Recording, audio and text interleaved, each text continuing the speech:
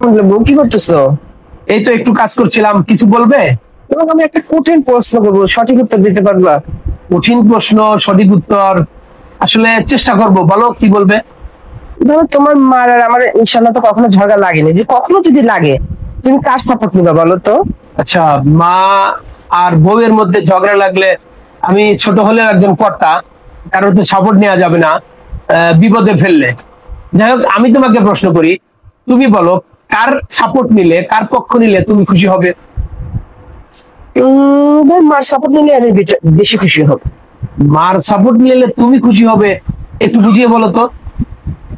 কারণ তোমার মাকে সাপোর্ট নিলে তোমার মায়ের সাথে তোমার বোন আছে, পরিবার আছে, আত্মীয় স্বজন আছে, ওরা সবাই খুশি হবে। আচ্ছা আচ্ছা। আর আমার সাপোর্ট যদি নাও, কখনো তাহারা যদি শুনতে পায়, তারা তোমাকে সবাই ভুল বুঝবে, তোমার বাবা নাই।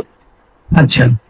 আর আমাকে তুমি পরবর্তীতে বুঝায় যদি বলো, জি। তাতেই আমি খুশি। আচ্ছা এর জন্য আমি মনে করি তোমার মার সাপোর্ট নয় তোমার জন্য উত্তম। আচ্ছা আচ্ছা। আসলে আজকে তোমার এই কথা শুনে আমার খুব ভালো লাগলো। আসলে আমি মনে মনে তোমার কাছ থেকে এরকম একটা প্রশ্ন আশা করছিলাম।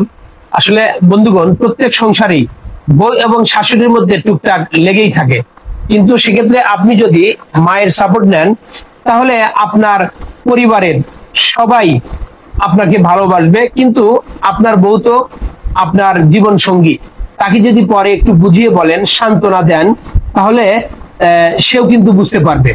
তাই আসুন, আমরা চাই প্রতিটি সংসার, প্রতিটি ঘর সুখের নির্ভোগ। আমার এই ছোট্ট টিপসটি যদি আপনাদের ভালো লাগে, তাহলে গুরুত্বপূর্ণ কমেন্টস করবেন এবং শেয়ার করবেন। ধন্যবাদ।